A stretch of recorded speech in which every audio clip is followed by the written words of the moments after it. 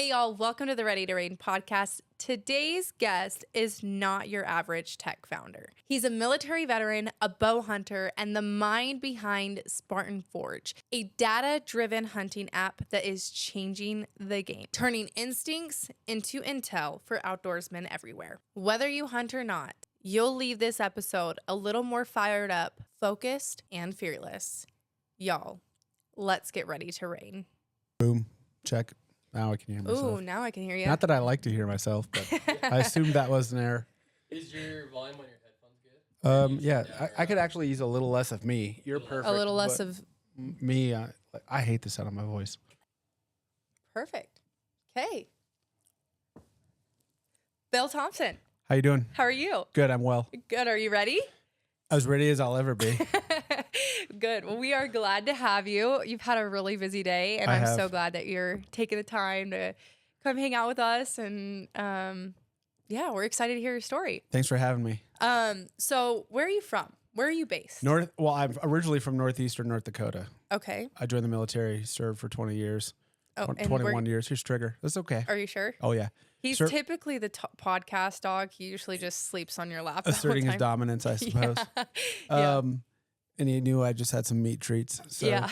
I joined the military from there and then retired out of the Fort Meade area. Okay. And my wife was working for the FBI. She just got out. She took like early retirement. And we're still in like the Stafford, Virginia area. Okay. So that's where I'm at now. Sweet. Yeah. And you are the owner and founder of Spartan Forge. Yep. How did that get started, or where did that come about? So I was in the military. I was a military intelligence officer and warrant officer, and my job was just to inform the commander on the ground about whatever his or her intelligence requirements were. And in the military, we've got like lots of different intelligence disciplines. I specialized in 3 of them: signals intelligence, computer network operations, and human intelligence.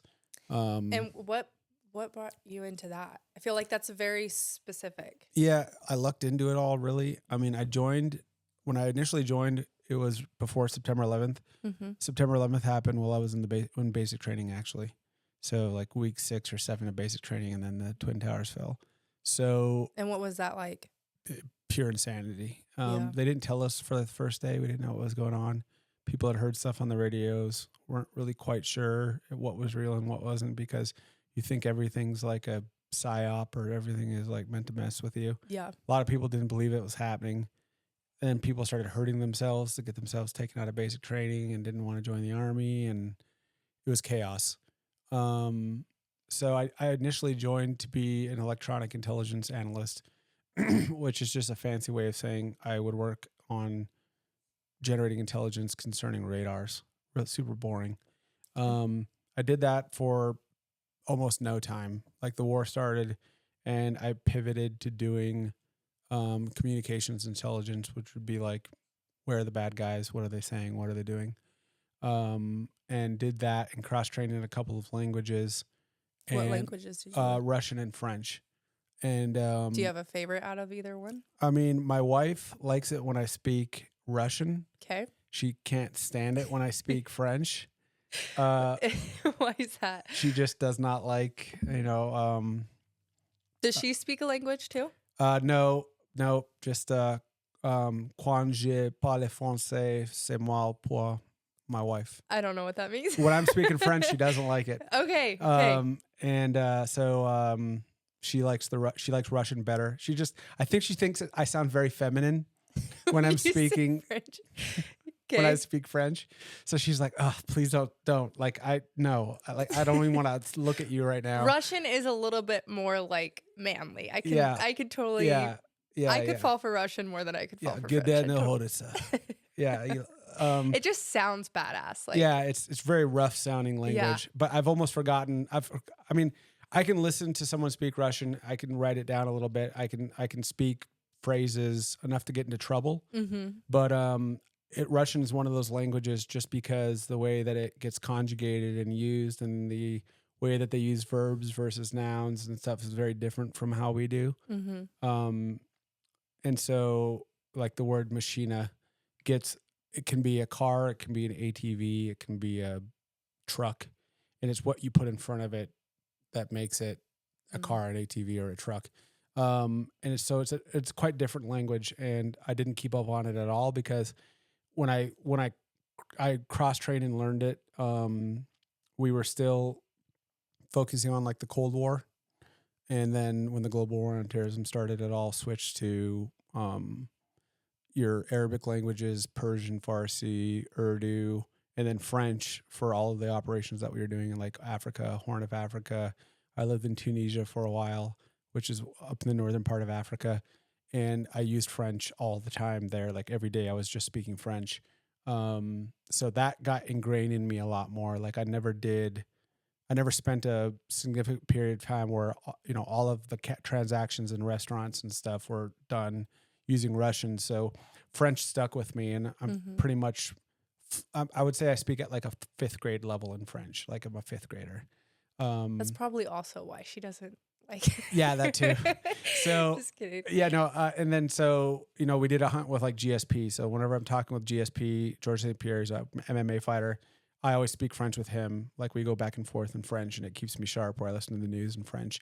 I don't keep up on the Russian as much, but yeah, my wife despises it. So I cross-trained on some languages, switched to communication intelligence, and then I cross-trained into computer network operations, which would be like online hacking, ethical hacking, engineering, physical devices, and then learn human intelligence, which is like how you would recruit a spy or that type of thing. Debriefing people, extracting human intelligence from a population, and spent 10 years or so doing that. And then towards the end of my career, I became an advisor. A buddy of mine became a general officer and asked me to become his advisor when I was a chief warrant officer in computer network operations and signals intelligence development. So I did that as I sunsetted my tour or my time in the military. So how long were you in the military 21 for? years. Okay. Yeah, so 21 years, multiple tours of Iraq, Afghanistan, the Philippines, lived in Africa, lived in Germany. Could you name how many countries you've been? Probably not. I mean, it'd be easier to ask me which ones I haven't been to. Okay. Than it would be the ones I have been to. But like, all the normal ones, Iraq, Afghanistan, the Philippines, Germany, Tunisia, Kuwait, Abu Dhabi, like the UAE, everywhere, like lots of places in Africa, places I wouldn't even know unless I had like Google timelines. I wouldn't know the places that I went there. Mali, Eritrea, all kinds of places. Did you know when you joined the military you're going to be traveling that much? No idea.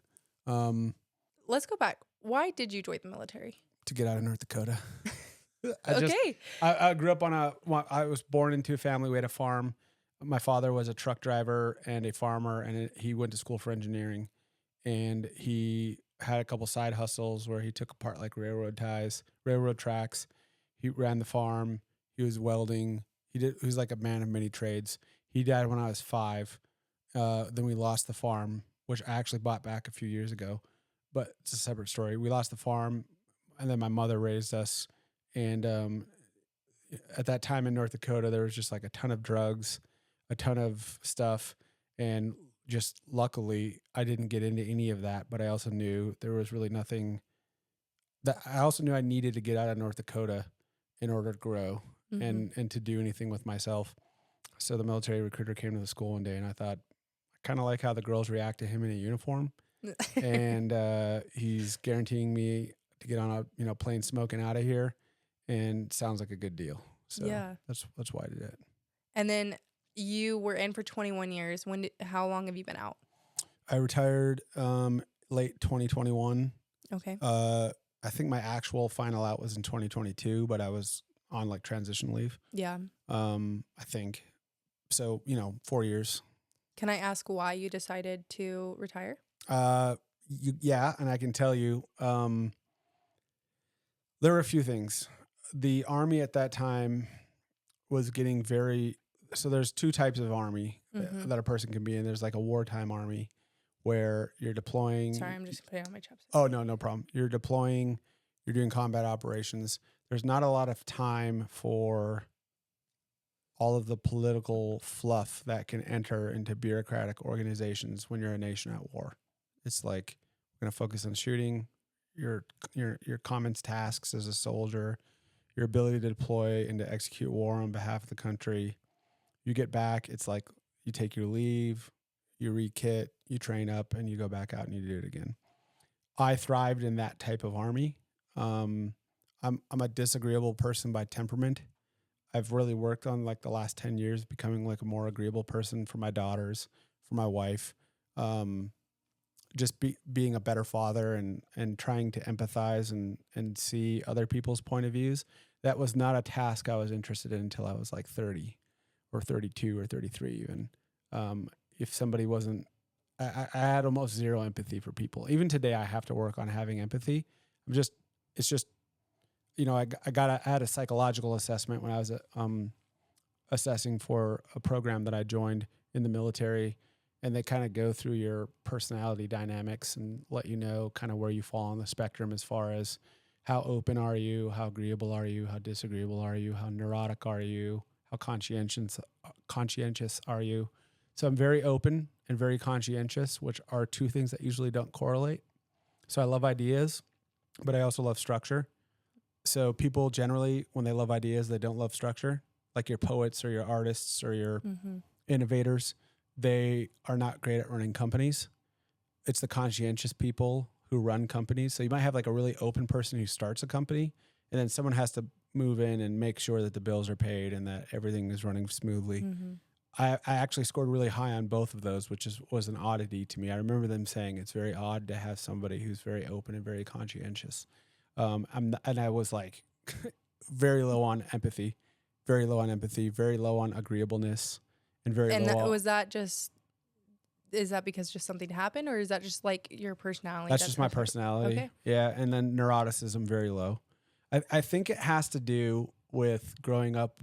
My mother was a recovering alcoholic, and all my brothers and sisters have been to rehab or jail. I've buried two sisters. My older sisters both died from drug overdoses. And I think what happens to a child when those types of things are happening, you kind of get a tough skin about you. And, you get made fun of in school, like, oh, your sister got arrested this weekend for drunk driving or for breaking into a fire hall or for stealing stuff or whatever. And you get a lot of crap in school about that. So I think that I used to go to Alcoholics Anonymous meetings with my mother, and they had this thing they called the Serenity Prayer, which was like, God grant me the serenity to accept the things I cannot change, courage to change the things I can, and wisdom to know the difference. That always stuck with me.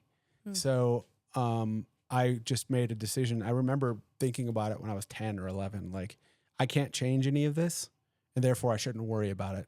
And my wife always says, like, that's one of my superpowers is if I can't change an outcome or something has gone wrong, I can instantly move past it. It can be like the most horrible news or the worst thing that has happened. And I'm just like, well, I can sit in a corner in a room for 3 days and be upset about it. And often people need to do that to metabolize it. I don't have that ability. What's the next thing that I need to do to improve my life and move on? Or how can I learn from the mistakes that I made that led me here, account for them, and then move off, and then just move on to the next thing. And then not very agreeable. And again, I think that was growing up around people with addiction problems and just a low tolerance for that type of thing. Yeah. Whereas my younger brother, I think, is very open and he was agreeable and he was neurotic. But also he was a great drawer, artist. He loved music. He was very open. And also, to his benefit or to his credit, it's a double-edged sword, but when we get crap in school, I would be like, yeah, this is dumb. I don't know why my parents or my sister would do that. This is stupid. And I would just say, like, I don't want to be like them. That's not what I want. My brother would stand up for them. oftentimes getting beat up or into fights or whatever. That was probably a positive aspect of him, but then he ended up following in their footsteps and had a lot of problems with that type of stuff, which he's mostly worked through. But yeah, so I think that shaped me at a young age, just like building these heuristics just to get through. And by no means, a lot of times people hear me talk about these things and be like, oh man, you had a really rough childhood. I loved my childhood. I think when it's your life, your experience, you metabolize it different than when you're hearing it from someone else. Because even when I hear someone who's had a similar upbringing as I've had, I can empathize and be like, yeah, that's rough. Like that sucks or whatever. But it's made me who I am, and all I can do is deal with it and move on. And so I think that probably shaped me a lot growing up. So you said it's been 2021. So 4 years since you've been out? Yep. Okay. Uh-huh. And you have 4 kids? Yep. So how's the transition coming out of the military?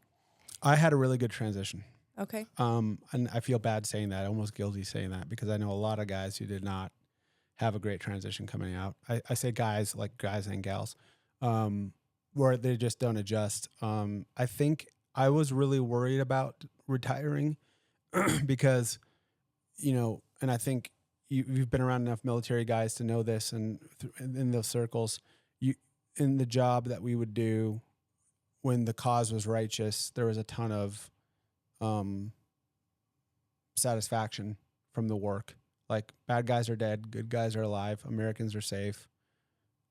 And, I did the best that I could on this operation, and everyone came home. And there's like a buzz that you get from that can often last a day or two. Like, you can't sleep and you're just so happy. Everything, life has seemed to stitch itself together, and you get this sense of accomplishment, which I really never got anywhere. The only other place I've ever experienced it is in hunting.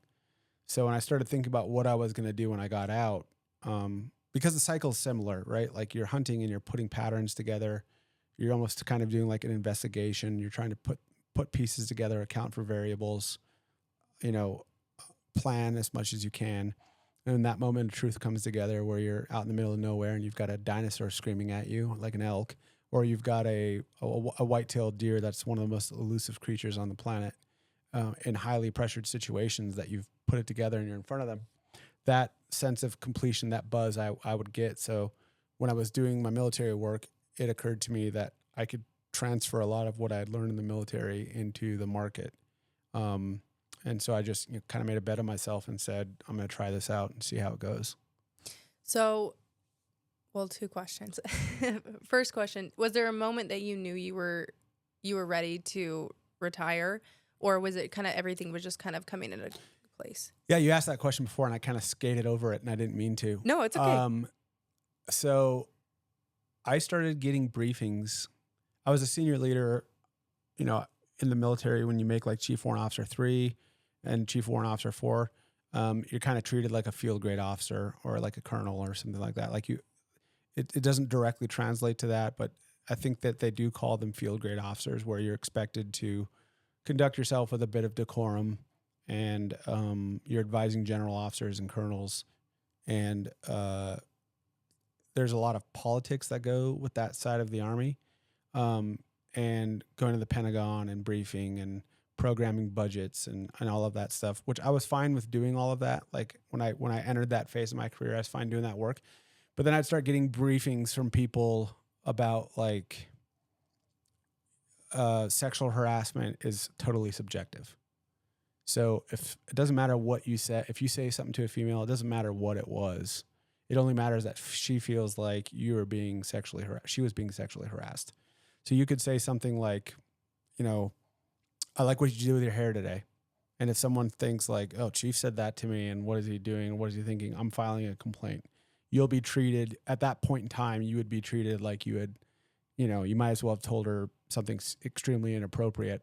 Mm-hmm. And that subjective bureaucracy, where there are no absolutes, there's only how someone feels, was making its way into the Army from the greater culture.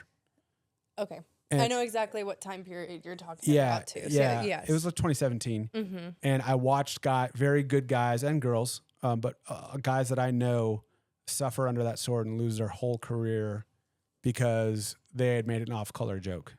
And for me, that was egregious because these guys were expected to go out and kill and conduct combat operations. And off-color jokes, I'm not saying we should have an army where guys are walking around smacking people on the butt or saying actually inappropriate things. Like there's a reasonable person standard. If someone says, at PT, like, my wife made me sore this morning, and everyone laughs. Yeah. Okay, if that doesn't happen 3 times a day, it's probably fine. Mm-hmm. Now, if someone were to keep doing that, it wouldn't stop. You'd be like, hey, dude, it's time to calm it down. But no one should lose their career over that joke. No one should be under investigation over that joke. And I saw that type of stuff happen. And guys lose their whole careers. And I'm a very disagreeable person, as I said before. And I would get into arguments with these people during these classes. So I'd have some, overweight guy who's never deployed telling me whatever I say is just subjective. And if someone is sufficiently offended and the wrong investigator had the wrong thing for breakfast or is having a fight with his wife and wants to project their whatever on me, I could lose my career. And I just would get talked to a few times by other senior officers and be like, hey, dude, when you're sitting in those briefs, just shut up. Like, just shut your mouth. And I'd be like, I can't. I'm not wired that way. I'm not going to look at lies. I'm not going to look at... Well, you shouldn't have to sit there and justify a different opinion. I think that's the point of why the Constitution came to where it is like having your freedom of speech and having your opinion and being like, I think we've gone away from the point where like you can respect somebody else's opinion, but it's a really weird world. Well, the other thing that I think when you take a more critical look at it is that we went from negative injunctions to positive injunctions. So a negative injunction would be like, don't litter. That's a negative injunction. Mm-hmm. I'm not telling you that you have to do something. I'm just telling you can't do something. Mm-hmm. I'm fine with those types of laws. Now, if somebody tried to do a law where they said you have to pick up every piece of litter that you see, and if you don't, you get fined, that's a positive injunction. Mm-hmm. And that stuff started creeping its way into the military. The negative injunction might be you can't tell crass jokes or do whatever in settings where there are people that would reasonably get offended. Got it. But if someone is saying, you have to call this person X, or today this person is this gender, or this person doesn't have to take the same PT test as you because last month he was this and now this month he's that. I'm not against those types of things. I believe generally people should be able to do whatever they want to do, but the military is not a social experiment. And it needs to be a place where we're just focusing on lethality and our ability to go to war and protect the country. Yeah. And it's not a social experiment. And that stuff really started to creep in and get bad. And towards like 2020, it was getting maybe a little bit better. But I also just knew my time was up. Like the Army was exiting wartime. There was nothing in Iraq going on. I'd done my last deployment to Afghanistan, and we shut down Bagram Air Base. Or we turned it over to the Afghans. And the bureaucracy started to creep back in the Army. And like everyone was really focusing on haircuts, and everyone started like, whereas haircuts are fine, they're important, whatever, like especially for young guys. Mm-hmm. But like in places like JSOC, where guys are running around with long hair and beards, or they're operational, and then all of a sudden it was going back to this Army where it was like, don't walk on the grass, don't your uniform needs to be starched and pressed and shining of the boots, and that stuff's all fine and dandy, especially like when you're a brand new soldier. But when that bureaucracy started to creep its way back in and that subjectivity started to creep its way in, I do not fit in any of those places. And I'm a disagreeable person, as I've said the third time. And I could just see the writing on the wall. Like, I'm not saying I was a war horse by any means, because there are guys who are actual war horses and gals who are actual war horses. But I definitely operated better in a wartime Army. And it was becoming a peacetime Army. And that's where they start focusing on, like, are your ribbons an eighth of an inch above your pocket there? Are you showing up 15 minutes prior because we want you 10 minutes prior? And it's like, I was past that point. Yeah. I cared more about, can this guy read a map? Can this guy pass his PT test? Can this guy shoot rifles well?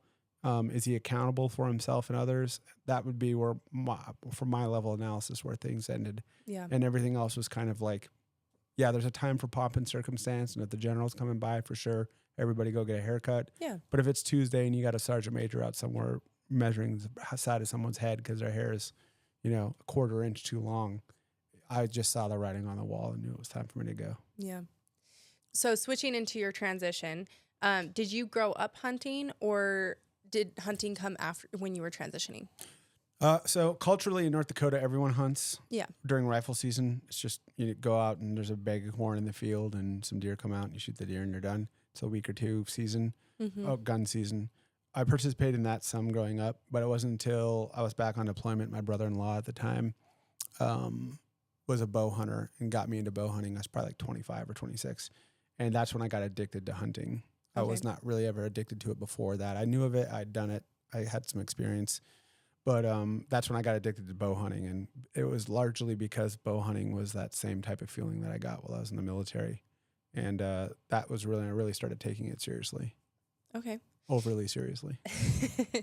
That's okay. I think there's always a point in in a hunter's like career where you, like I said, that my change was in college. Like I grew up hunting my whole life. I kind of like took it for granted, and then I went to college and I didn't hunt as much. Right. And then I was like, all right, now I'm back. I'll go hunting with my dad and things like that.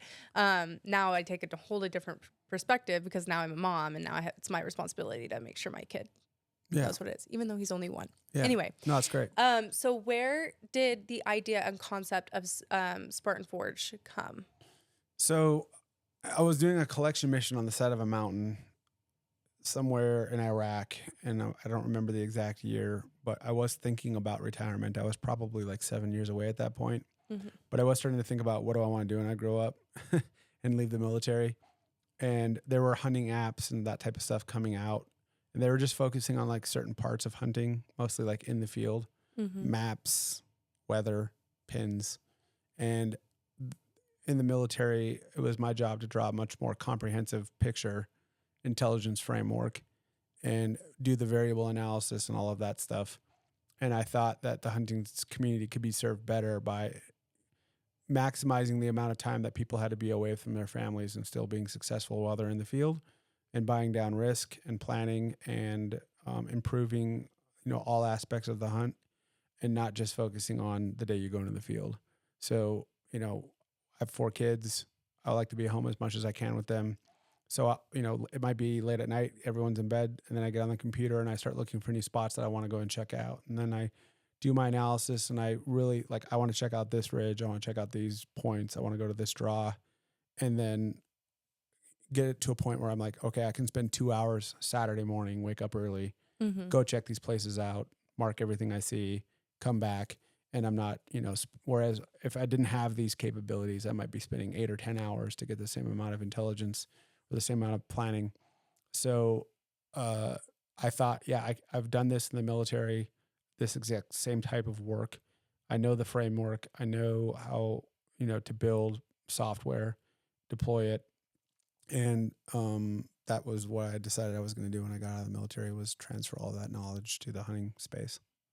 And so how long after you transitioned out of the military did you start Spartan Forge? Or did you Before. You started before? Yeah. Okay. Almost 2 years before I got out of the Army, I'd started working on it on nights. It was just me at that time. Why did you name it Spartan Forge? So I had done like staff rides in the military, which is kind of like you work for a general or a colonel, and you're going to go somewhere over the weekend. Like when I was stationed in Hawaii, we went to the site where there was a radar that had detected the Japanese pilots when they were coming to bomb at Pearl Harbor. But the radar technology was like a year or two old, and they didn't trust it. So had they trusted it, they could have, deployed fighters or gotten people ready or woke everyone up, because everyone was still sleeping when the plane started attacking. But they didn't trust the technology. So we'd go to this site and talk about like trusting technology, leadership, accountability, get good with your system and your kit and your gear. One of the things that we had done while I was stationed in Germany was talked about the Battle of Thermopylae, the battle, the Persian and Greek wars, first with, Darius invading, and then his son Xerxes, and the Spartans, the movie 300, if you've seen that movie. It's highly embellished, but what they did actually do was they knew they were a smaller fighting force. It was something like 15,000 people versus 700,000, 300 to 700,000 people. So what they had done was chosen this place called the Hot Gates, where they'd have to meet in this really narrow intersection, and it made it so only so many people could fight at a time. Okay. So what they did was the Spartans took the strength of the Persians, which was numbers, and they made it a weakness because they couldn't fit everyone in that pass. And so the Spartans were just great military tacticians. It was a military culture. Of course, there were problems with that culture as well, but they from a military standpoint, looking at it through that optic and that context alone, they were extremely efficient in shaping the battlefield in a way that would make their weakness their strength. So then I thought, I want to do the same thing for hunters. And so Spartan Forge would be the tool repository for Spartans, for people who are, trying to be as efficient as they can and trying to optimize, mitigate their risks and optimize their strengths. Yeah. And so Spartan Forge was born out of that. And for those who wouldn't know what Spartan Forge is, can you embellish? Is it just an app, or is there? There's a desktop version of it as well, and it's got multiple maps. It's got what's called LiDAR, which is like radar, only using light to map the Earth's surface, so you can see through trees, you can see the ground, you can see old deer paths, you can see old logging trails. It's got 5 to 15 centimeter imagery, which is you can see a baseball on a black top, like extremely high resolution imagery. It covers like 35% of the country right now, maybe 40, but we're doing an update in about 2 weeks, which is where it's going to cover about 65% of the US. We've got historical weather data, hour by hour weather data, journaling. We've got a function that I'd lifted from the military called Blue Force Tracker, where if, your husband and I and you are hunting a spot, we can draw geometry around the area, and every pin, every photo, the tree stands and all that stuff, the pins can be shared automatically between everyone and updated in real time. So you can kind of there's a safety aspect, deconflicting battle space or deconflicting hunting grounds. Or if you're doing a deer drive on public ground or whatever, you can say, here are the rally points. And we actually donated a bunch of free apps to North Carolina during the flood, and they were using it.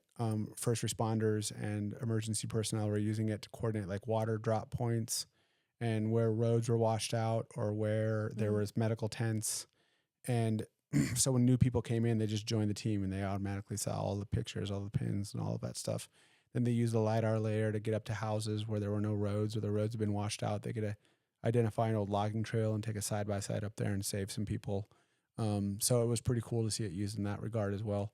And it actually got me onto Fox News. Fox News got word that we were doing it, so I got to go do Fox and Friends, and it was great. And we did it, you take all these college classes and stuff and you hear about stuff like corporate social responsibility and that type of thing, which means something totally different to a professor than to me. That's corporate social responsibility. Like we're going to, take a $15,000 hit, getting people these free apps and then put money together and raise money. We donated another 10,000, I think, to it out there, and just trying to help people and give them a useful piece of technology that could help people. And that was a feather in my hat. I felt pretty proud about our team and organization helping out there. Yeah, that's so fun. Yeah. So your app is mainly focused for the hunter, but it has expanded into first responders. Mm-hmm. How long does it take to build an app like that for somebody who doesn't know apps? Me. Yeah. How long does it take to build something like that? Well, it's an iterative thing. You kind of decide what your minimal viable product is. What is something that will bring value? Yeah. And then how do I iterate from there to draw out my plan and my critical task list of things that I want to get into the app. I would say if someone were to just try to build what we called the first generation mobile app of Spartan Forge, that took us about 12 to 18 months. And then we've been developing on it ever since. So it's been 3.5 years Okay. to where it is now. And it's finally getting to a place where I'm confident that it's better than the other apps that are out there. We gave other capabilities and other technologies we made to create some market differentiation. We didn't want to we just didn't want to be Onyx 2.0. We didn't want to be HuntStand 2.0. We just didn't want to do maps and pins and weather.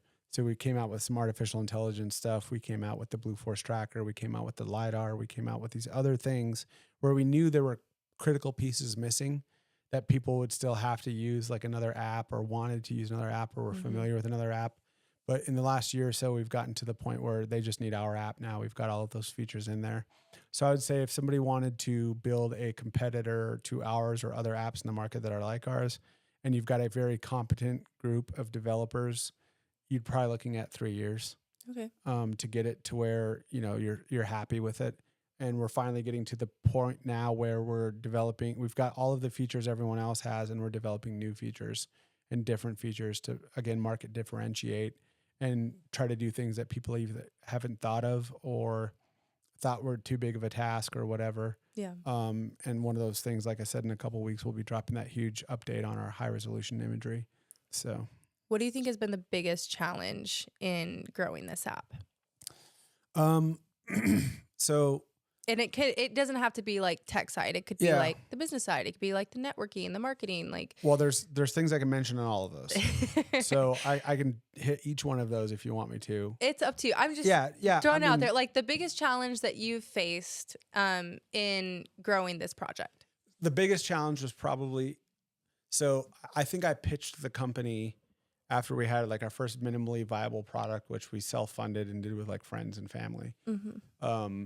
And then I wanted to go out and look for investment to scale and expand operations after we had, you know, maybe 10,000 users or something like that. Then I started to go out and pitch people and try to get people that had more money wanted to invest. And the hardest part of that is getting yeses. Like after you've proven that the cash machine is efficient, in other words, if you put in money, more money will come out. You start getting more yeses. I think I pitched it 70 times before I got the first yes. Like, yeah, we'll invest $200,000 or something like that. We never did venture capital or private equity. It was always angels, you would call them.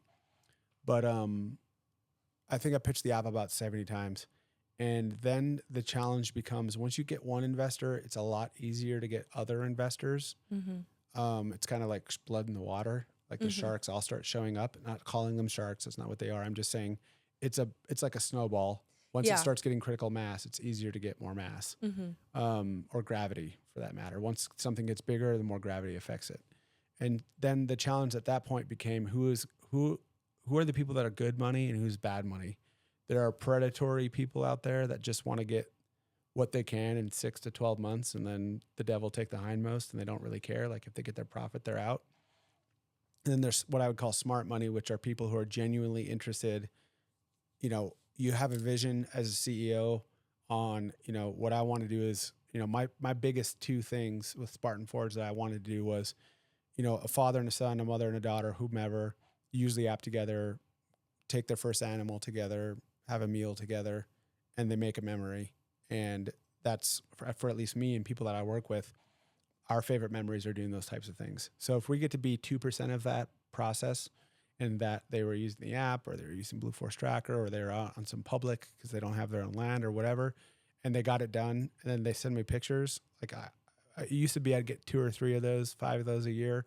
I had a few hundred last year. And that is an amazing thing to be a part of.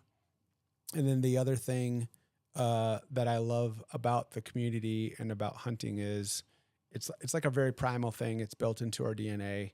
And demystifying that for people who might watch like Joe Rogan kill an elk, and they're like, I don't know how I'll ever get on the side of a mountain. I don't even know where to begin. I don't know what poundage I want to pull.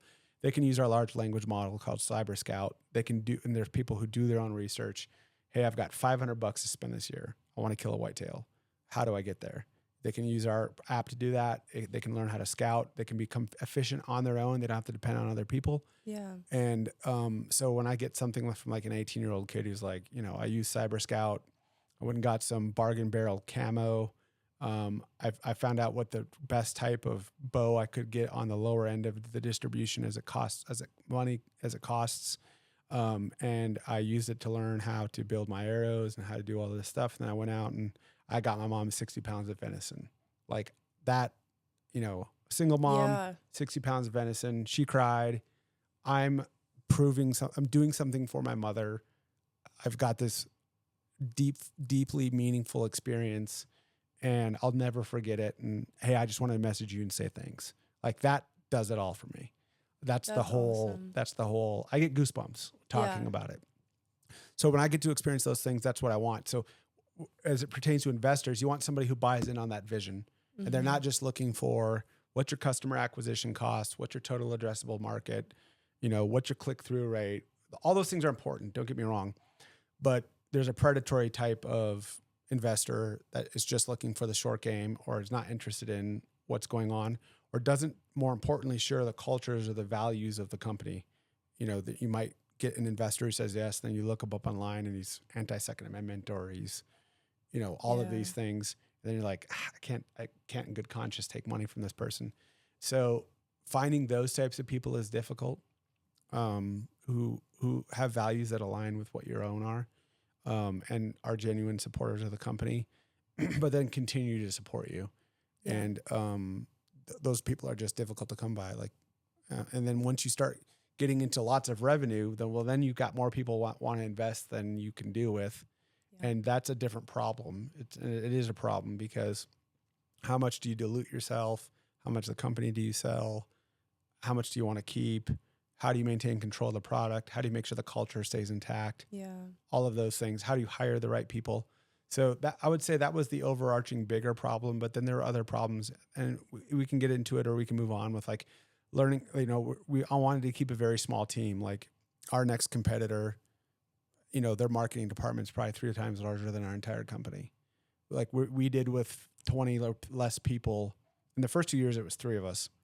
And then it got to, 15 people, then 20. And now we're around 25 people. We were punching way above our weight class. Yeah. Because I was hiring people who could help with marketing. They could help with research. They could help with coding, or they could learn the coding. Like we brought on a researcher. His name's Kurt Martonic. He's a good friend of mine, and he's a gunsmith. And he didn't know the first thing about coding, but he knew Western hunting. So I brought him in because I wanted him to advise on Western hunting and help with research and that type of stuff. Mm-hmm. And then I was like, you want to learn coding? He's like, I'd love to. So now he's writing code. And a year later, he will leave the company at some point with better skills and more skills. And we just didn't use him for what he knew. We built him up. And that's another leadership thing that I learned in the military is, the analogy I'd always use in the military and in business is you've got, Major League Baseball and you've got AAA baseball. You've got AAA coaches. And that's kind of what a CEO of a small company is like a AAA coach. And there's two approaches to AAA coaching. You get a really talented player. You can hold on to them and tell them, hey, you're not ready for the major leagues. And you want to win games because you want to go to the Major League Baseball. So you want to keep this player and not groom them for the next step. And that's a predatory type of leader where they're more interested in their success than they are in your success. And I try to take the former or the latter track, which is if everybody I bring in comes out with more talent, they're more marketable, they've got more skills, and they do graduate out even quickly and they go on to something bigger and better, then other people will see that who are similarly minded, and then they'll want to come in. And then you can retain talent and keep people who are hungry and want to move up or move on and, come in with a set of skills and leave with 3 sets of skills and leave with 6 sets of skills. That's kind of how I try to do it. So, the marketing front, the hiring front, on every vector that you can look at business from, we try to keep ourselves as small as possible. And that meant that, my chief of operations was also my chief of finance. The CEO was also the CMO, was also the researcher, was also developing code, was also all of these things. So we all wore multiple hats, and it gets you to learn the company, to learn everything, to take accountability and grow in a meaningfully and organic way. And also one of the things I'm very proud of is maybe 15% of our code was done out of shop, out of house. Otherwise, 85% of the code that was written in Spartan Forge is done by Spartan Forge employees in the US. And no other apps can make that claim. They all develop overseas. It all gets done Pakistan, India. The Ukraine was a big place to get it done. China, people unfortunately still get code written in China. And it's not that it's being written outside of the country that's necessarily bad. It's that they will get predatory. I know a hunting company that was a camera company. They had everything built overseas in China. And then one day they said, hey, now the development's 4 times the cost. And we're not changing anything. It's just it used to cost you $250,000 a year. Now it's going to cost you $1 million. And you don't budget for that. And they're like, well, that's too bad. We own your code. And then they keep their code. And you can't bring anyone in China or Pakistan to court. Yeah. They're not going to go and, tell people they have to come to court. So it was important to me that we did as much as we could in the US and that we kept small and we kept agile. And constraint like that breeds innovation. I always make the analogy to like movies. When you're producing a movie, if you have a really good story, it can be filmed in this basement. If the story is really good, it can be filmed on a handycam. Look at the Blair Witch Project, right? Yeah. Like there's a story there, something compelling going on. You don't have a huge budget, so you have to rely on acting and narrative structure and storytelling. And that constraint builds innovation. But then the opposite end, you can look at like Disney today. They're just rehashing old ideas and throwing CGI and $100 million of development and glossy images. They're forgetting the central narrative that made these movies special. And they're changing the narrative. And they've changed, and then they changed the narrative for new ideological reasons. And anytime you molest an ideology or you molest a narrative structure, you are appending an ideology to it. You're turning it into propaganda. Because stories stories arise naturally from our subconscious. And you'll hear a story and you'll be like, well, I don't like that part, or I don't like this part. You're writing a story and you're like, well, that doesn't seem right. She wouldn't do that. He wouldn't do that. Well, his dad has to die when he's young and this has to happen here. And from your subconscious, you can't articulate why the story needs to be the way that it is, but there's a narrative structure that lots of people far smarter than me have spent a lot of time, and they draw out these archetypes and these narratives and these myths. So like The Lion King is just Hamlet. It's just the Shakespeare movie or book Hamlet, and now we're making it a cartoon. But they kept the central theme here. His father was killed by his brother. The son has to, reclaim his stake in the empire. He has to integrate himself with a woman who's going to see the best in him. They need to be harmonious, and then he needs to go back and retake his kingdom. And that narrative can be attached to anyone in their life. Like a young man without meaning who's lost his kingdom. Find yourself a woman who's going to put you in check and tell you how you fall short. Listen to her, get things together, and then you can claim your kingdom. That's the narrative. And then what happens with like a Disney is they just spend tons of money on the CGI, and they think that allows them to change the narrative structure. And then no one goes and sees the movie because it's not naturally, the unconscious isn't looking at the movie and saying, oh, this is a pattern I can abstract and place in my own life and grow from. It's just everyone's got blue hair and nose rings, and that I can't do anything with that. Yeah. So what you've done is you've made it propaganda. You've taken deep mythological and narrative structures, and you've appended a parasite to them that sucks the life from the story. Yeah. And then you think that just if you spend $100 million on CGI and make the tiger or the lion look real, that people will be encapsulated by that. But we reject it because they've aborted the central theme. And it's the same thing with business. And the reason I say all of that is because it's the same thing with business. If you say, no, we're going to be small, we're going to be scrappy, we're going to be dynamic, and people see that as weakness, but I see that as driving our story has to be good. Our organizing ethos has to be good. And the other stuff will take care of itself if we are dynamic and scrappy and we care about the hunter, and it's obvious through our product that we care, then people will see that and it will interact with them on a subconscious level where they're like, Bill is me. He's a hunter like I am. He could just as well be working down the street as a mechanic. In fact, he was at one point where he was in the Army, and now he's doing this, and he's not a faceless VC firm or, a company where you've never met the CEO. You don't know where the money's going. You don't know what the product is. You don't know why they're doing things to the product. All you know is product X is good and therefore buy. People don't invest themselves in that. They don't, they don't attach themselves to that. Yeah. I dropped Katie's episode, well, today, but, and we talked a little bit about, like building that community. And I think especially after COVID, like people are craving the opportunity to be a part of a community. Yeah, for sure. And if businesses can authentically like provide that community, then that community is like going to be loyal.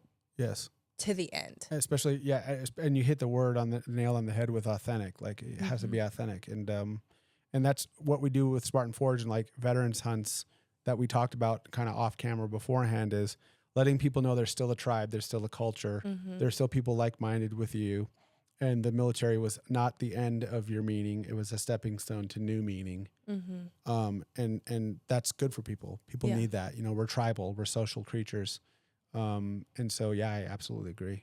So let's dive into that a little bit. 'Cause I know you focus on like, veteran hunts. Yes. Can you dive into a little bit of like your involvement with that? Yeah. Is it Spartan Forge, or is it the thing that you do? It is that's Spartan like Forge your who does it. Okay. I mean, I'm the reason Spartan Forge does it. I'm the agent of change that makes sure that we have a focus on that. But, the American experiment, having lived all over the world, it's a truly unique experiment where we, at least constitutionally, our constitution, what makes up our country and our actual written constitution has a focus on individualism. It has a focus on self-accountability. It has a focus on liberty. Liberty's dangerous, right? Like if you have the ability, if you have total liberty, then you have the total ability to screw yourself up or to prosper. It's a double-edged sword, like everything in life. But what it does is when people get to voluntarily exchange ideas and communicate in an open framework where they aren't afraid to express bad ideas and update their system, that's not in the rest of the world. That's, you can say the wrong thing about Putin in Russia and you can end up in an ice block. You can say the wrong thing about the prince in the UAE or in Saudi Arabia and you can get hung on Saturday.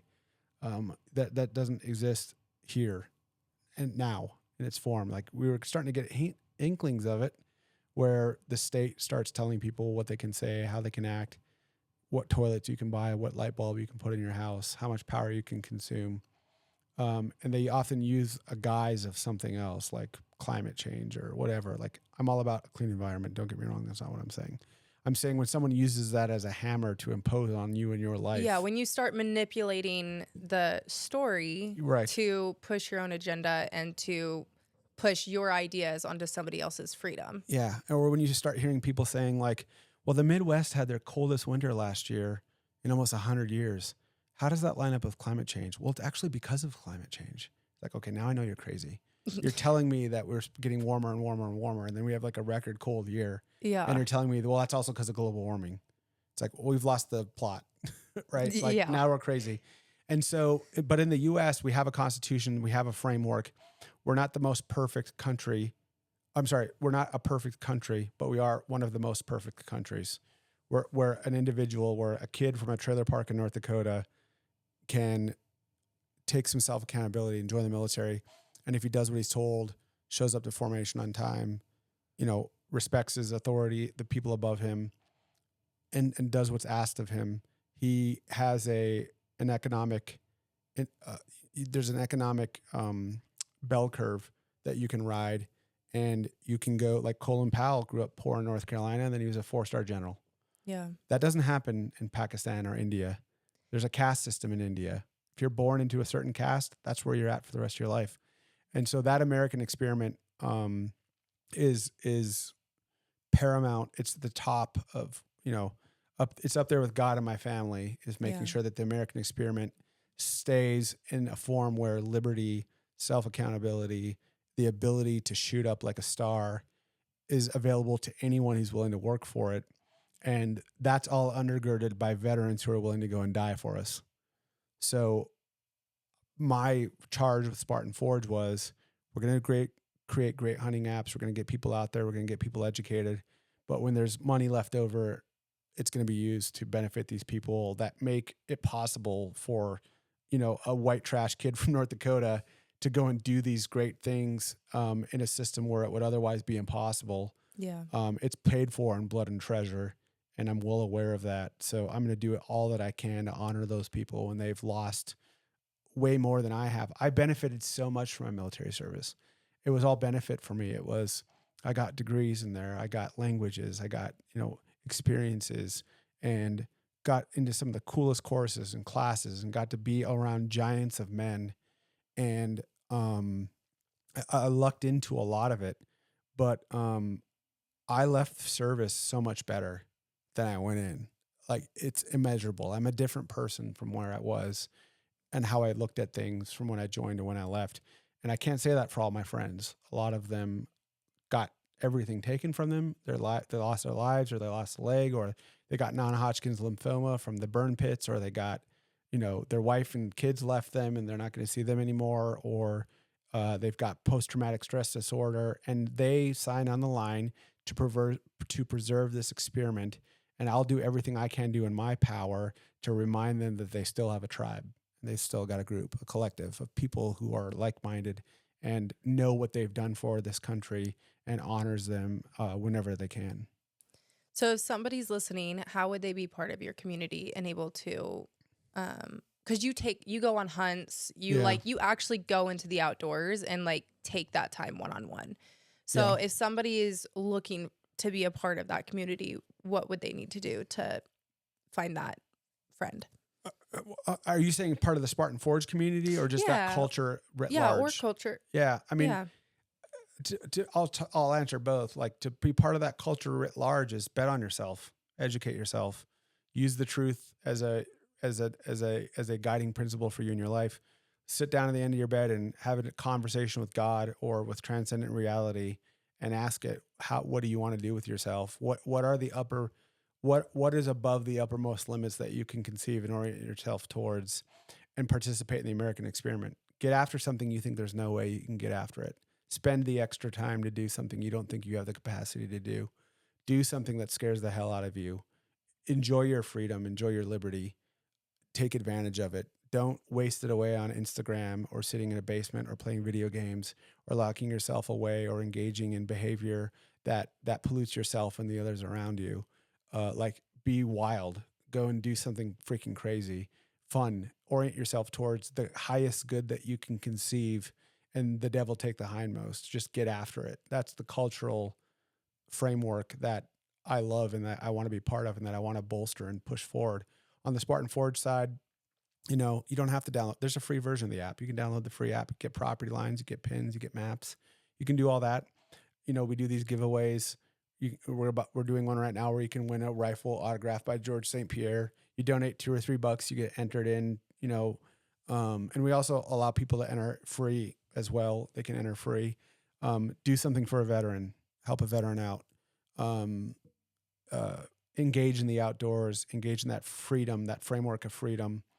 And in our community, in the Spartan Forge community, we constantly make benefit or of the ability for people to donate, and we show them what we're doing with this money in veterans hunts and other things. And just participate in that community. If that's naturally attractive to you, participate in that. And don't do it for yourself, but do it for the people around you. Do it for your family. Do it for your friends.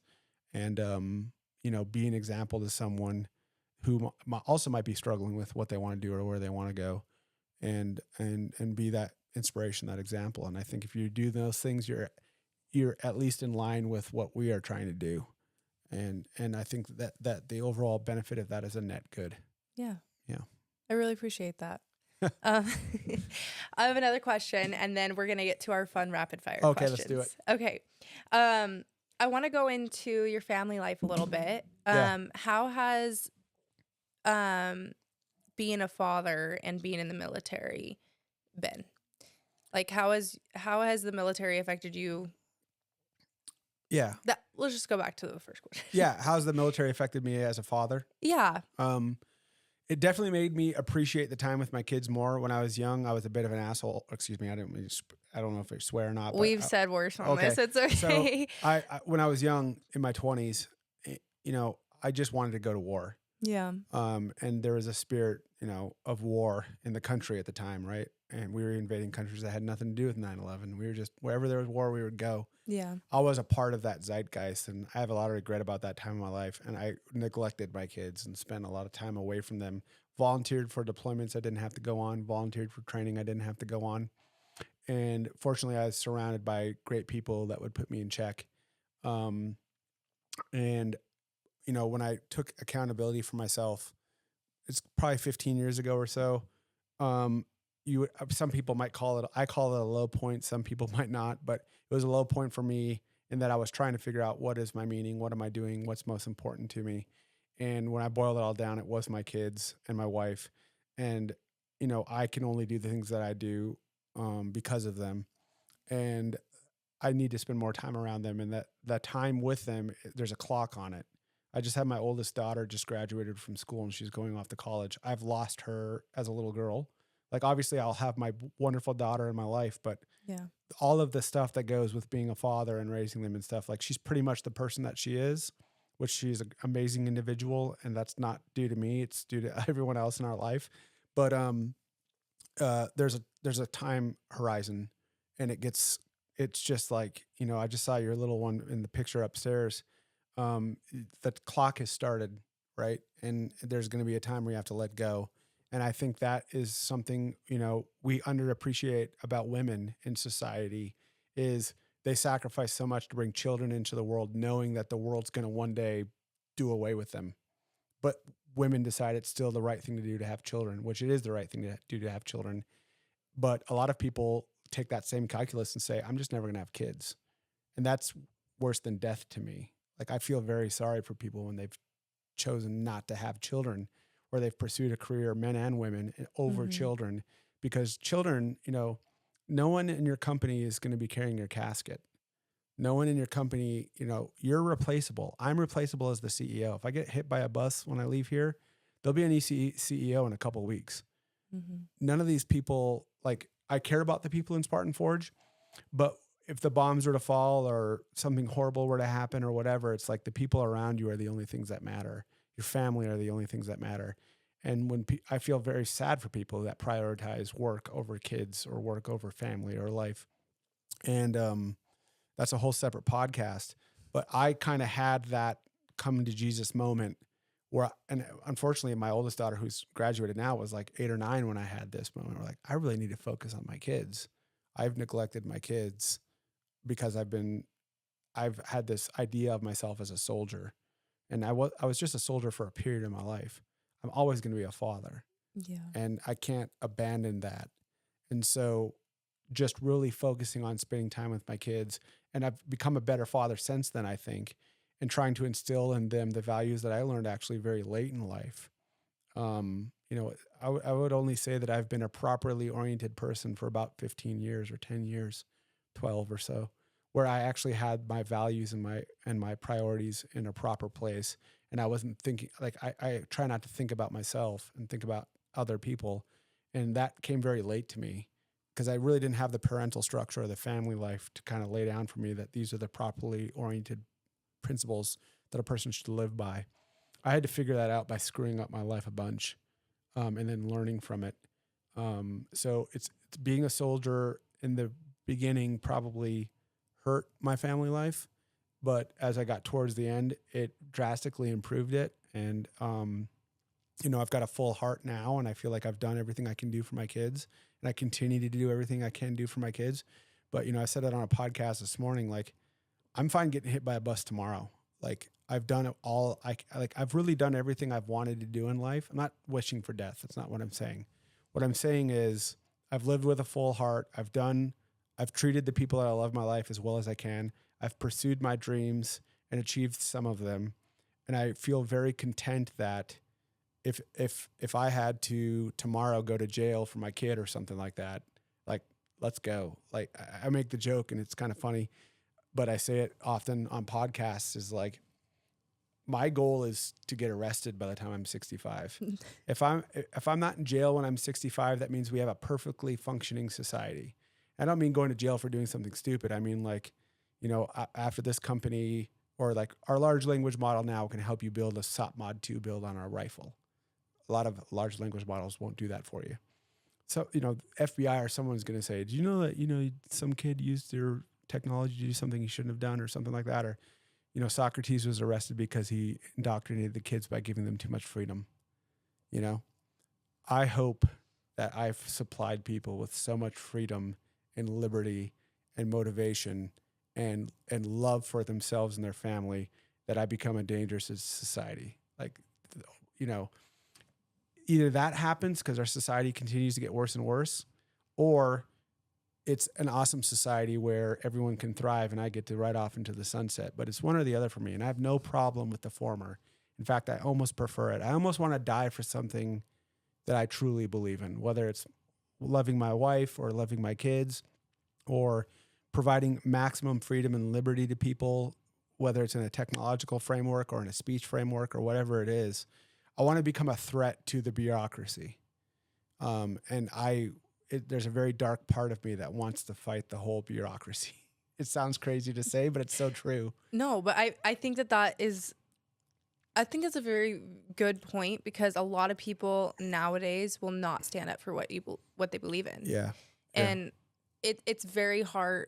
A lot of times people will just roll over and, yeah, whatever. Or I didn't want to say anything because I just didn't want to be a problem. But right. I think it's something else to stand there and be like, this is what I believe, and I'm not backing down. And I fully back you in that. Yeah. So there was a Russian author. His name was Solzhenitsyn, and he was asked how the Russian society had gotten so bad when they were throwing people in gulags and the stuff that was happening under Stalin. And he said, everyone lied to everyone about everything all the time on any subject. It was lies. And people were turning each other in. During COVID, people would call the cops on their neighbors because they saw them have a birthday party. Mm. I won't stand for that. I hope I get arrested. If there's a COVID part 2, I hope I get arrested because it's like, hey, you can't be doing this. You went for a jog yesterday? Are you out of your mind? You're jogging on the beach? You're going to jail. Bring it on. Let's go. I was born for this. So that I know that sounds crazy to people, but it's either that or the society's awesome. It's 1985 again, and there's wraparound sunglasses and jet skis, and everyone's listening to Freebird, and people are leaving each other alone, and there's liberty, and nobody cares what the other person is doing. I don't care I don't want to impose anything on anyone else's life. If someone wants to pretend they're something they're not, or marry someone, or marry their computer, or do whatever they want to do, as long as they're not imposing on my life, yeah, I don't care. But we've gotten to a thing where people lack meaning, and so they want to, instead of fixing themselves, they want to impose on other people and make other people do things. And so, yeah, that's the disagreeable part of me. Again, for the 4th time I'm mentioning that, but yeah. Good. I agree with it. We need more of it. We need more people. I honestly agree. Like, we need more people to stand where you are and be firm in what they believe in. Yeah. And more people need to say it, honestly. So. And to be clear, I screw up all the time. So if anyone's listening to this and thinking I'm proselytizing, I'm not. I'm just trying to pass useful information that I use in my life. We could do a whole nother podcast on every mistake I've made in the past 10 years. Since I said I grounded my principles, I've still made a ton of mistakes. I still screw up all the time. My wife has to remind me all the time of how I'm, not thinking clear. Like, her and I have a system because she updates me in a lot of meaningful ways that I need. Where I'm not empathizing, I'm not thinking about other people in their lot, and it's my natural place to do that. And she's helped me tremendously in that way, and that's every husbands and wives, it's a good thing. Yeah, my husband definitely puts me in check all the time. Okay, let's run into these rapid fire questions. Let's do it. I'm excited for this. I've never done this on a podcast. Oh, really? So I'm very excited about this. Okay, well, we do this every podcast. I'm going to throw some questions out there. They can be rapid fire, but if you want to go deeper, we can. I'll try to be as rapid fire as I can. Usually we go deeper, but it's up to you. On every podcast, I always apologize to people because I try to talk about things that are meaningful, and meaningful things are almost never a short answer. So I apologize. But do not apologize for that. I'm going to try to do this as rapid as possible. No, it's all good. And never apologize for going meaningful. You have something to say and somebody's needing to listen to it at some point. I hope so. Okay. What is a life hack that you use every day? I try to cold plunge every day. Okay. And I try to pick something horrible that I really don't want to do first thing in the morning. Is that the cold plunge or is it something else? It's the cold plunge or other things. Like Okay. whenever I have a task or a chore that I really don't want to do, I'll try to do it first thing in the morning, and then everything is kind of gravy after that. Okay. So I just try to front load the shittiest part of my day as the first thing. And I will usually do, like, my wife got me a cold plunge. I do that, and I really, 4 or 5 minutes in like 40-degree water will make 6 a.m. feel like 2 p.m. Yeah. So I start with that, and then it's like, what is the thing I really don't want to do? Well, I gotta go through the budget. So I'll do that or something else. I'll pick something horrible to do in the morning, long road march or something. Yeah. Get the hard thing done first, and then you don't have to stress about it. Yeah, exactly. I love it. I honestly need that advice way more. What's something that you always have in your pack, no matter what? Like, are we talking a hunting pack or my everyday carry pack? Let's do both. In my hunting pack, I would say I always have some type of fire starting material. Okay. I like that type of stuff, and a good sharp knife. And a good sharp knife's also in my everyday pack. And as long as I'm in a place where it's legal, some type of conceal. Obviously I'm flying, so I don't have anything on me now. But that, and my wallet's always got a picture of my kids in it. I'd say that's or in my truck I have one right by my speedometer. Do you ever change it out, or do you keep the same photo? My daughter bought a Polaroid camera years ago. Okay. And started taking pictures with the Polaroid cameras. So there's one of my kids that she took that I just absolutely love. It looks like something out of the 80s. Yeah. And it's like the Polaroid. It's kind of blurry, and it's of all my kids. And I keep that one most places that I go. Yeah, I love it. Polaroids are the best. Yeah, it's fun. There's just when we get done with here, I'm going to show you my scrapbook table, and Okay. you're going to be like, this girl is crazy. Yeah. I've been Polaroiding like crazy since I've had him. Yeah. So this Christmas before I had him, I asked Austin, I was like, the only thing I want for Christmas is a Polaroid camera. And I got it like 2 months before I had him. And I think everybody is sick and tired of me having a Polaroid. I like it. I love Polaroids. They're but fun. yeah, they're the best. Okay. Do you have a favorite military movie? Favorite military? I mean, I know there's a lot, and there's a lot that you there are a break lot. down. I'm trying to think of ones. So this is not a military movie. Okay, that's fine. But it's probably the reason I joined the military. Oh, okay. I would say it's 60% of the reason why I was like, yeah, the military is going to be awesome. The movie Predator. Okay. With Arnold Schwarzenegger. And I love the whole movie. Don't get me wrong. And the second part's awesome. But I really like the beginning where it's just him and his team, and they're going to like fight some Russians. Yeah. Like I would just take that movie of just Schwarzenegger and his guys running around. And like, as a kid, I loved, probably because I didn't have a father, I collected fathers growing up. And certainly one of them was Arnold Schwarzenegger.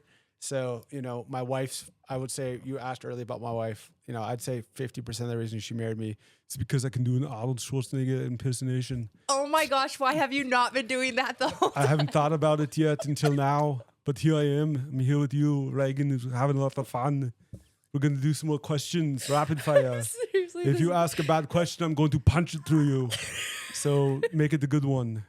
So no, I'm nervous. My wife loves it. It drives her wild. That's awesome. That and the Russian accent. I've got tons of impressions. Like because of language, I like to listen to accents. Yeah. And when you're trying to learn a language fluently, you have to get the accent, or otherwise you sound like an outsider. Yeah. So if I'm going to do like a German accent, if someone who's like from northern Germany, I do that accent. Or if I want to do like a French accent, I can switch to that. Or if I want to be like a Borat and then do a Borat accent, I can go there too. Or I can be like Kermit the Frog. Oh my gosh, you have a hidden talent. Yeah, lots of accents. Okay, that's so funny because one of the questions I always ask people is if you have a hidden talent. So would this be your hidden talent? Yeah, I suppose so. Okay. Accents. That is so. Did you just like fall into it? You just tried it one time? I have an ear for it. You just have an ear. Okay. Like my mother-in-law is from Scotland. So when I'm with my mother-in-law, I like to talk like a proper Scot. Oh, Yeah. right. How are you doing today? Oh, it's a wonderful day outside. Oh, it's so nice. Let's go for a walk. I haven't had me a proper walk and a proper tea in a few days. Right? See me? No, nothing here going on. I haven't got a tea. You haven't given me a tea. I need a proper Scottish tea. I gave you an energy Oh, that drink. black. Oh, right. Paul, she gave me the black rifle. I don't know about all that. There's a lot of caffeine. It makes me a wee bit jittery. I know this late at the hour. But yeah, accents. I love accents. That is awesome. That is really cool. I mean, no wonder you went all over the world. You probably like loved seeing how you could pick it up. Yeah, like even where I'm. Yeah, where I'm from there in North Dakota, there we've got this accent right here, and I don't like it so much. Okay, there. so you took it out. You know what I'm saying? I got rid of it. I dropped it, right? Because when I was in basic training, people are like, "You sound like those people there from Fargo," you know, and I'd be, "Oh, you betcha." I grew up north of Fargo there, That's and awesome. when I go home, they still talk like this, you know. They like their lefse and they like their desserts and their Icelandic treats and that type of thing there. Okay, so the next thing that you're just have to get into is start doing voice acting. Oh, I don't know about that. Well, the good thing about voice acting is you can kind of like hide. You're never really on camera. Yeah, that's true. So, but you also do podcasts, so you should not be shy at all. Yeah. I mean, I've built up not being shy. I'm actually an introvert. I don't like socializing. It's become a reality for me as a CEO of a company where I want to put the culture out there. It's something I've built up over time, but it exhausts me. Like I will sleep like a baby tonight. I recharge on a tree stand by myself in the middle of the woods. I recharge alone at a computer. I recharge watching a movie, military movie though. So yeah, Commando or Predator, which are both Arnie movies. And then like straight military movie would probably be Lone Survivor. Okay. And we talked about Marcus earlier. But yeah, I love that movie. I cry at the end of that movie every time I watch it. When the credits roll and they start showing the pictures of the people, my wife laughs at me almost every time because she's like, "Babe, we've seen this movie 40 times." It's like, well, here come the waterworks are starting. So, you know, that's probably straight military movie because Predator's not really a straight military movie. I'd probably say Lone Survivor. Okay. I love it. We support that one. Yeah. Do you, okay, this is just funny.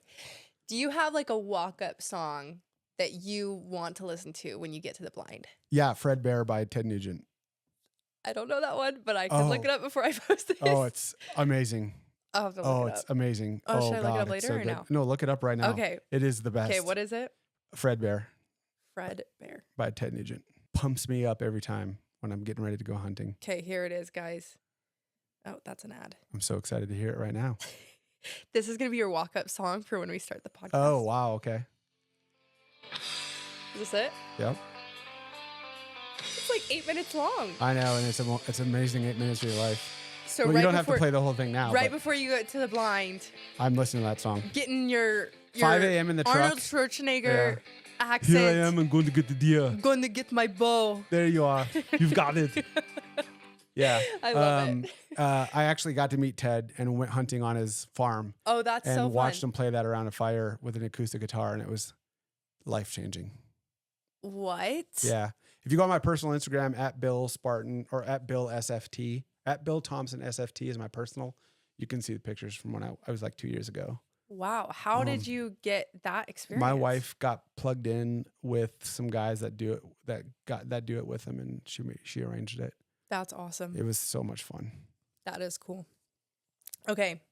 Biggest pet peeve.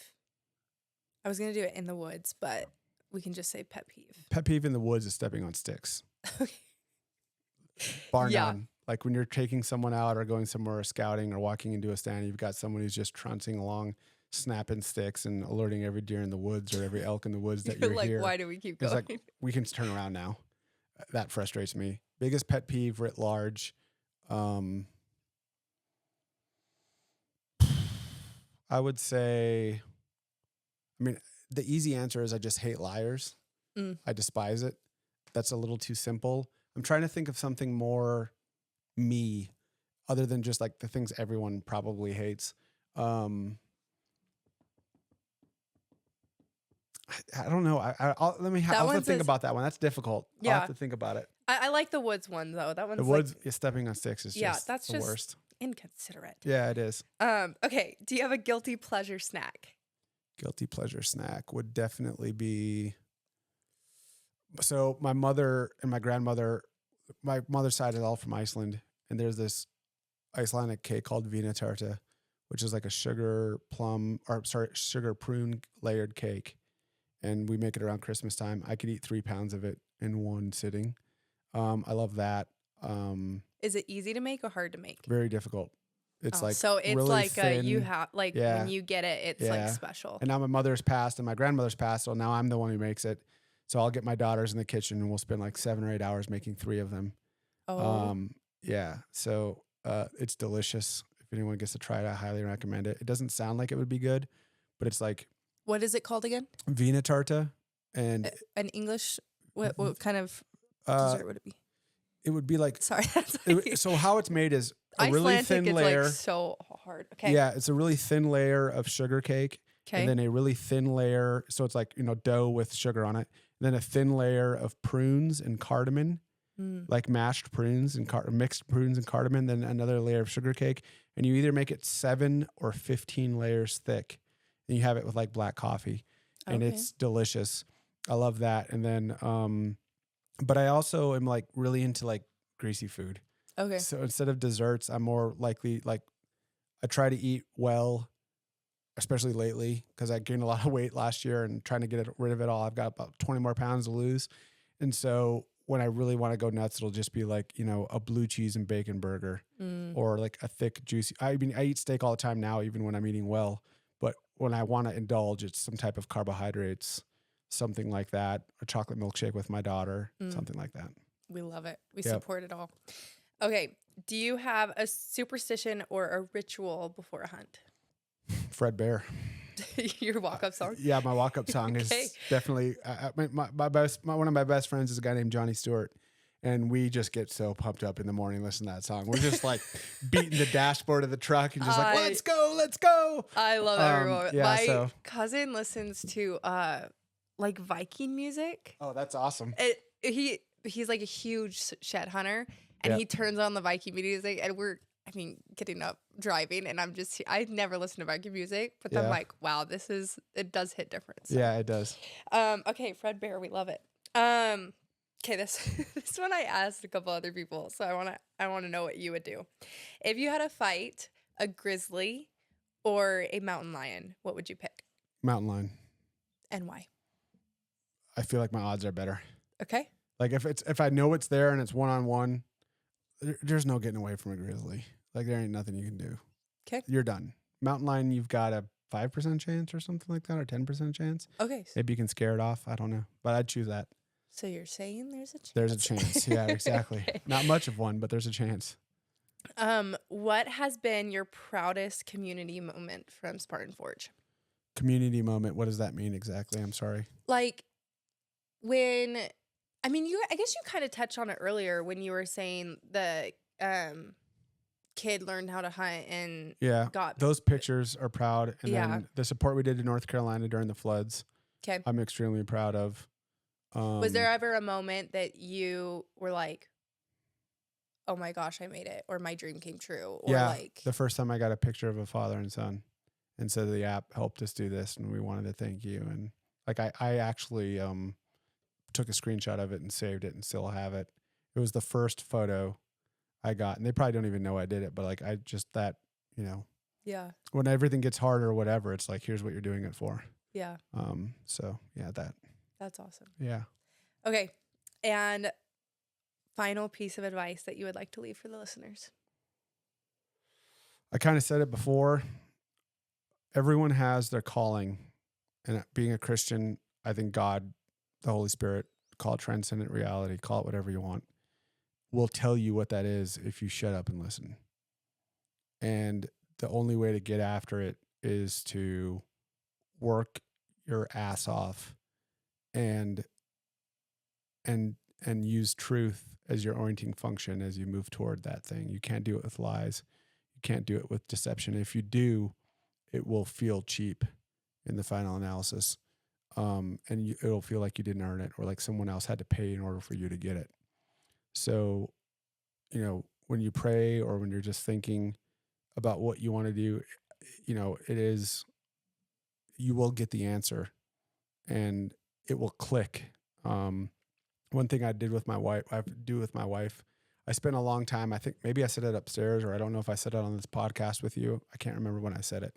I spent a long time reading about myth and narrative, and I could do a 5-hour podcast on just stories and structures. and how they work and how people interact with them. I have a natural inclination towards understanding those things. When I watch a movie, it's far different than how most people watch movies. I'm looking for what is the myth, what's the story that's being told, what are the symbols that are being used either knowingly or unknowingly by the artist when they're drawing this mosaic. And dreams function in the same way. I'm a very big believer in dreams and the narrative of dreams, even though they might seem crazy. If you read someone like Carl Jung, or you read someone like Sigmund Freud's not the right way to go. He kind of undergirds Carl Jung, but if you read Carl Jung and like symbols of transformation and what things mean and why certain movies mean things to you and other movies don't, I personally believe, based on that, it's all deeply rooted in your subconscious, because you come from a line of, tens of thousands of ancestors that had to fight, had to bleed, had to sacrifice, had to give things up, and they learned lessons. And we can't know all of those lessons, but what we do get is the lessons are embedded in our subconscious. And so when you get that, like when you get goosebumps, or you don't get a bad feeling about someone, it's probably because your ancestors learned that lesson. And then what Jung would say is you can't know everything because you would go nuts. So the subconscious retains these things the same way that it retains how your body gets goosebumps or how your heart rate fluctuates when you're hungry, when you're not hungry, the foods that you like, that you don't like, the foods that you crave while you're pregnant. Those are all systems that are very deep inside of you that have been modulated over a millennia of humans, being around. And so what dreams do is they allow you to interact with that subconsciousness. And you could say, in one way, it's your ancestors telling you something, warning you about something, telling you something. The other way to say it would be it's an epistemological coding in your gene pool. And you're, if you had tons of, like my mother's side is all from Iceland. I have blue eyes. Blue eyes help you see on the water. You were selected, and all of the lessons and the people that had different eyes or different eye structures or didn't have this built-in baseball hat brim that I have right here. No. That was selected for Icelanders because it helped us see on the water. It's the same thing. Things were selected for, and what Jung would say was they're encoded in the unconscious. And when the unconscious wants to tell you something from that deep pool of mystery, of chaotic, unbridled, nature, it will tell you them through dreams. And the other way it tells you them is you'll see a movie, and the movie's telling you a path. When you're a kid, it happens a lot. You'll get addicted to a movie and you'll want to watch it 100 times. There is a pattern in that movie that your ancestors, your subconsciousness, your evolutionary background, whatever you want to call it, is calling you towards acting out that pattern. It's telling you this is something you're going to have to learn. So you get addicted to a movie, you get addicted to a story, you get addicted to a narrative. When Jung would do dream analysis, someone would have a dream and the symbols, and there's a lot here and it sounds kind of wonky, but if you actually read his books and went through it all, it would make a lot of sense. My wife will have a dream, and when we first started talking about these things, when I was reading this, she was like, "Oh, this is ridiculous. And what is he talking about?" And my husband's having a midlife crisis. He's talking about dream analysis. But what happened and what Jung would talk about is you feel it when it clicks into place. When someone interprets a dream of yours or tells you why you love a movie or a narrative, you'll get goosebumps. Your subconscious will say, "That's what I'm going for," and it will hit you. And when you're having a good dialogue with someone, like dialogue is dialogos. Dialogos is you're in communion with the spirit, or communion with truth. Dia being two, logos being two people with logic, dialogue. And Christ says, and you can forget Christ. You can say transcendent reality, God, nature, whatever you want to call it. I'll call it Christ. Christ said, wherever two people are engaged, there I'll be, there I am.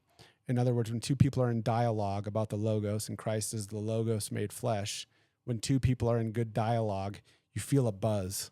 And I say that's Christ. I say that's God. That buzz is subconscious, transcendent reality telling you that you're involved in a meaningful discussion where there's something to be learned from the person sitting across from you, and something I can learn from sitting across from you. and that subconscious buzz happens. It's like, wow, I'm having awesome conversation right now.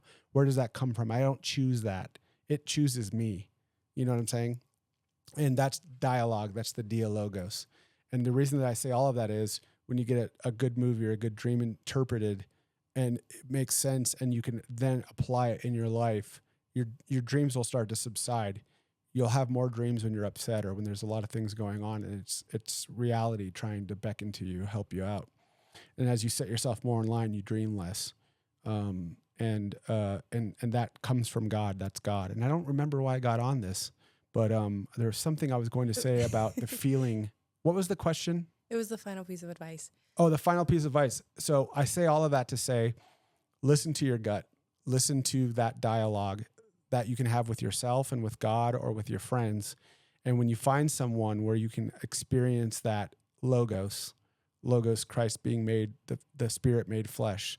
And when you're having a meaningful conversation, then you feel him or transcendent reality or the logos in the room, or you're doing it with yourself on the bed and an idea comes to you. Like, you don't have ideas have you. So when that idea takes you over and it clicks and you're like, this is what I got to be doing, get after it as voraciously as you can and don't abandon it. That's my advice. Wow. You're like, it is just all clicking for me right now. But that's the dialogue. That's the dialogos. That's what it is. You, I don't even have anything to say because I just want to like take it in and think for a second. Yeah. Yeah. Yeah. Okay. So that's what I would tell people is communicate with yourself, figure out what's important to you. Maybe you have to work a job in the daytime, then you're going after something in the nighttime. Maybe you're doing something you don't want to do. But humans are pack animals. We need burden. We need purpose. We need to fight. We need to have something to set ourselves up against. Otherwise, if you just had tens of millions of dollars and you weren't motivated to go and do something or to compose something or art or a great adventure, you'll go nuts. You'll go crazy. You become hedonistic, self-destructive. We need the burden. So identify that thing and get after it. And if you have 2 hours a day to get after it, use the 2 hours a day to get after it. And the more, even if you don't attain the goal, your life will be qualitatively better for the lessons that you learned along the way, on the way to failure. And now you can transfer state that experience to the next thing that you want to do. And you'll be that much more efficient and that much more better at getting after it. And then one day you will achieve that thing. And that's what people need. Yeah. Well, it's what I needed today. So thank you. Thank you. I appreciate you so much for coming out here all the way from Virginia. All the way from Virginia. And sharing your story. And I'm so excited to see you and your team grow and you guys just like continue to build your community from what I've seen on your socials and what I've heard you like tell your stories about like bringing people together, especially the veteran community. Yeah. I'm so excited to see that grow. Like thank you. Seen things like that really change people's lives. And so, yeah. I mean, if I change one person's life, then it's good. I'm good. You changed mine for sure. Well, thank you. Very good. Thank you for having me on. We appreciate you coming. So And thank you for having me in your home. Oh, anytime. All right. Anytime. Thank you.